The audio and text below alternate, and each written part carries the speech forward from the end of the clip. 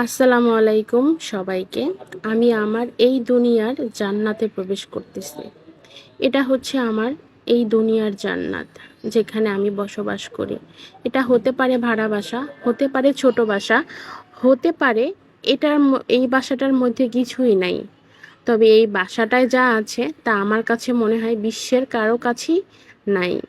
আমার এই ছোট্ট বাসা আজকের আপনাদের সামনে নিয়ে আসলাম, যেখানে আমার কাছে মনে হয় যে এই বাসাটার সুখ সমৃদ্ধি এটা আমার কাছে একটা অন্যরকম। এই হচ্ছে আমার উহিকে তো মোটামুটি সবাই চেনেন। তারপর এই উহিটা হলো ডাইনিং টেবিলের উপরে বসে আছে। এই হচ্ছে আমাদের কিছু স্মৃতি, যেগুলো বিয়ের পরের স্মৃতি। এবং আমার বাসায় আহামরি তেমন কোনো ফার্নিচার নাই, তবে যা আছে সেটা আমি মনে করি আল্লাহর রহমত। কারণ আল্লাহ রহমত করেছেন বিদায় আমার বাসাটা এত সুন্দর করে আমি সাজাতে পেরেছি। তবে হয় কি, বাচ্চা আছে তো, যে কারণে হয়তো ভালোভাবে পরিপেটি করে রাখতে পারি নাই। তবে চেষ্টা করি এভাবে সুন্দর করে আমার মতো করে আমি রাখতে চাই। এটা হচ্ছে বাসার একটা কর্নার, এবং এই কর্নারটার জন্য বাসাটা আরও সুন্দর লাগে। ডিভানের কাভারটা দিতে পারি না, কারণ মেয়ে নষ্ট করে ফেলে। এর জন্য অন্য একটা কাপড় দিয়ে রেখেছি। এবং এখানে সুন্দর একটি গাছ, আমার কাছে মনে হয় গাছ থাকলে আমি একটু বেশি দিন বাঁচতে পারবো। গাছ আমার ভালো লাগে। এই প্রত্যেকটা যে ফার্নিচার আছে এগুলি আমি তিল তিল করে কষ্ট করে তারপরে এটাকে আমি জোগাড় করেছি।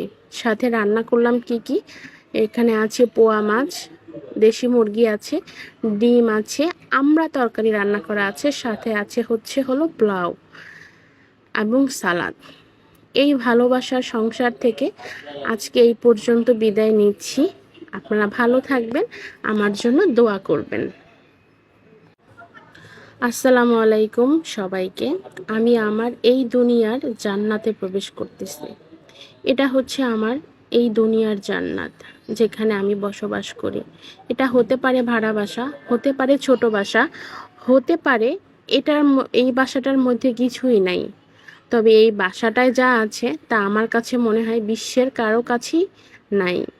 আমার এই ছোট্ট বাসা আজকের আপনাদের সামনে নিয়ে আসলাম, যেখানে আমার কাছে মনে হয় যে এই বাসাটার সুখ সমৃদ্ধি এটা আমার কাছে একটা অন্যরকম। এই হচ্ছে আমার উহিকে তো মোটামুটি সবাই চেনেন।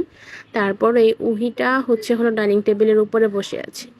এই হচ্ছে আমাদের কিছু স্মৃতি, যেগুলো বিয়ের পরের স্মৃতি। এবং আমার বাসায় আহামরি তেমন কোনো ফার্নিচার নাই, তবে যা আছে সেটা আমি মনে করি আল্লাহর রহমত। কারণ আল্লাহ রহমত করেছেন বিদায় আমার বাসাটা এত সুন্দর করে আমি সাজাতে পেরেছি। তবে হয় কি, বাচ্চা আছে তো, যে কারণে হয়তো ভালোভাবে পরিপেটি করে রাখতে পারি নাই। তবে চেষ্টা করি এভাবে সুন্দর করে আমার মতো করে আমি রাখতে চাই। এটা হচ্ছে বাসার একটা কর্নার, এবং এই কর্নারটার জন্য বাসাটা আরও সুন্দর লাগে। ডিভানের কাভারটা দিতে পারি না, কারণ মেয়ে নষ্ট করে ফেলে। এর জন্য অন্য একটা কাপড় দিয়ে রেখেছি। এবং এখানে সুন্দর একটি গাছ, আমার কাছে মনে হয় গাছ থাকলে আমি একটু বেশি দিন বাঁচতে পারবো। গাছ আমার ভালো লাগে। এই প্রত্যেকটা যে ফার্নিচার আছে এগুলি আমি তিল তিল করে কষ্ট করে তারপরে এটাকে আমি জোগাড় করেছি।